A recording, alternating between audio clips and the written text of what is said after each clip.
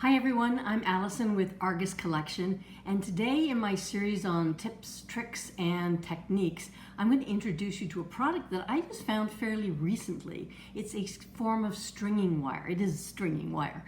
Now, I used to do quite a bit of stringing, but to be honest, I kind of got out of it because I really hated using those crimp tubes and the crimp covers. I could never seem to get the covers to close nicely, and half the time I squish them. The other thing I didn't like about stringing and using crimp tubes and crimp wires, now maybe my tools weren't so good, I don't know, but over time I always found that the wire either stretched or the crimp tube moved, no matter how hard I squished it. So for example, here is one of my favorite necklaces. I wear it all the time, very simply strung with coin Baroque pearls, and a really kind of cool pewter spacer here. But what I did not like is the fact that over time the crimp tube, now this one doesn't have a crimp cover, but the crimp tube did eventually move, and I know it moved because I made the tail and the tail was longer, so the crimp tube did move. And I found that with a lot of my strung necklaces. And so I stopped stringing for quite a while until a friend of mine came up with this brilliant wire that she found somewhere, and it's called WunderWire. Now, WunderWire, the beauty of WunderWire is that, first of all, it's stainless steel, 3-strand, and it's 0.015 diameter, which means it's going to fit on a whole lot of different, it'll fit a whole lot of different beads. It's just the right size, so you can even get it through fairly small hole pearls. Now, the beauty of WunderWire is that it crimps itself. It's self-crimping. It attaches to itself, and I'm going to show you exactly how to do it. Today I'm going to work with the black, and the reason I'm going to do that is because you're going to be able to see it a little easier as I progress through this technique. Normally I probably would have used the gold. As you can see, that'll blend in really nicely with these very pretty gold check pearls. But I want you to be able to see what I'm doing a little bit better, so I'm going to go with the black. So my tools today are, or my beads today are 6mm check glass pearls.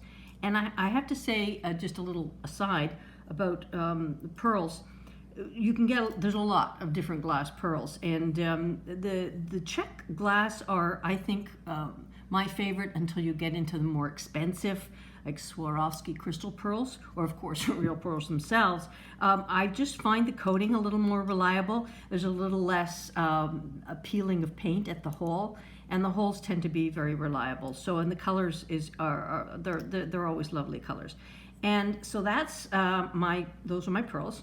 And now bear in mind, of course, you can use any bead you like. I just happen to be using pearls. You can use crystals. You can use any bead or anything that you want to string, you can use. But this is just for demonstration of attaching the clasp.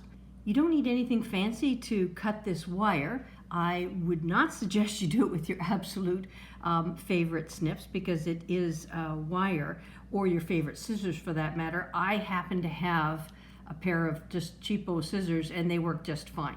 Snip it off nice and cleanly like that. So use a pair of snips that are dedicated to this kind of cutting, or an older pair of scissors, and you'll do just fine with that. Now, the manufacturer taught me how to do this, and he said, well, you just do the loop over, you hold it, and then you start twisting, which is fine.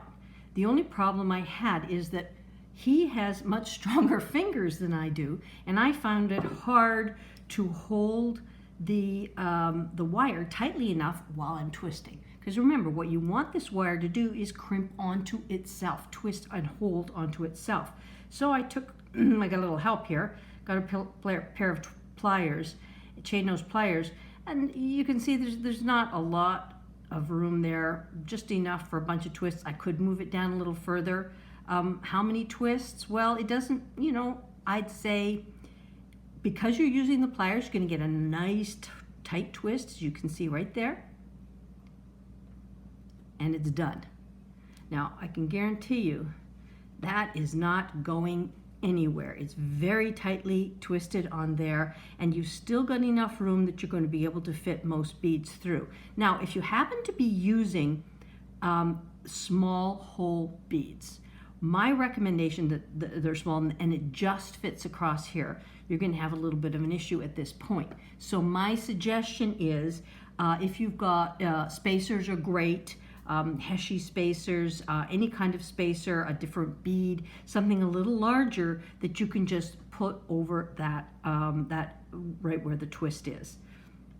So I'm going to take my scissors again, and I'm just going to cut really closely. There. Okay. So now our clasp is on, and it's really super firm. So the next thing is I'm going to need, I'm not obviously going to do an entire necklace here. I'm just going to do a short section of it because we're going to need to tie the other end as well.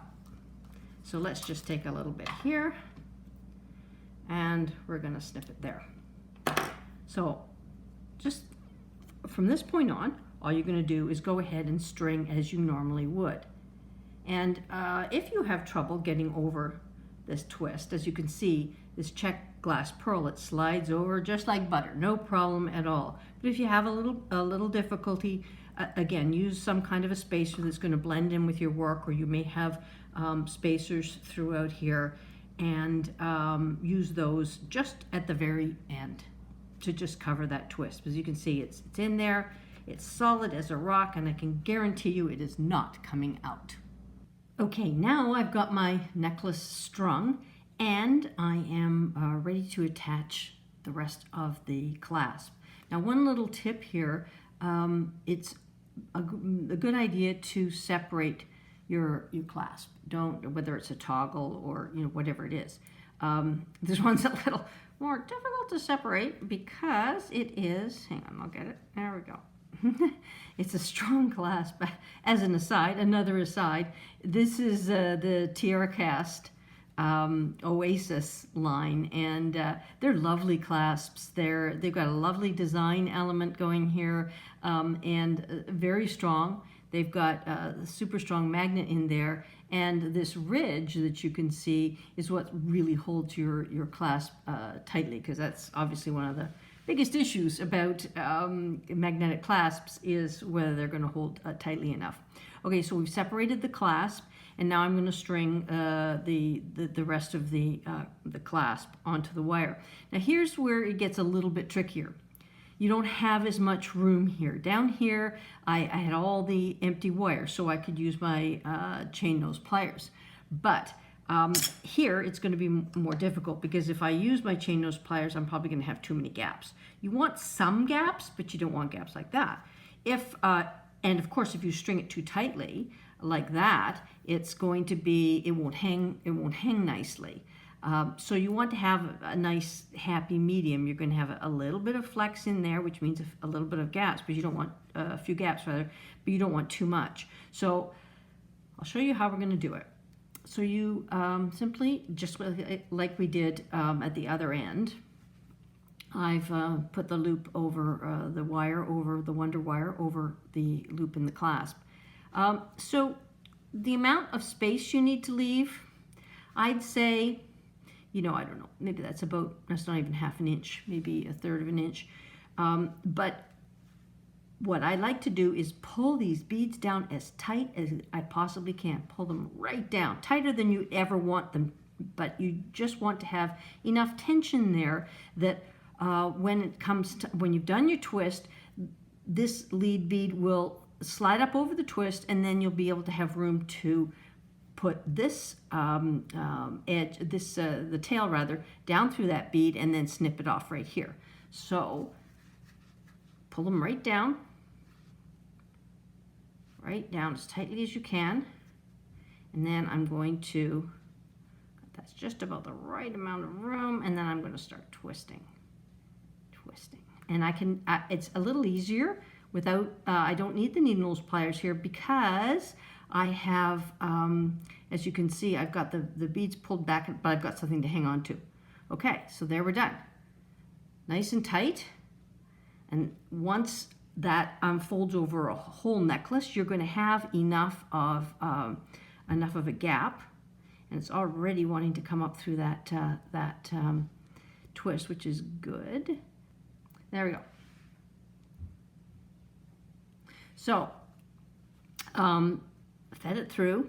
I had a few issues there. I mean, it's not bad to have problems when you're actually demonstrating, because you want to see how you can get out of it. The reason I have problems there is there was a little bit of a ball of paint on that pearl, and also I had a little extra crimp in the bead, so that kind of was hanging up. But I did eventually get it through. And again, you know, when you first do this, my recommendation is, there we go, it's pulled through. My recommendation is to use a bigger bead right at the end there. Now we're going to have just enough. It's going to be perfect once we have this necklace for someone with a very small neck. You've got enough drape here. It's soft enough for a drape, but not too loose that you're going to see any gaps. Now what we're going to do is simply take this, pull it hard, and snip her off. And there you go. So fairly simple. The wonderful WunderWire. I've shown you a fairly simple kind of attachment to a clasp, and I'm going to do another video and I'm going to show you something a little bit more complicated that takes a little more time. So this is WunderWire Part 1. Stay tuned to WunderWire Part 2. See you then.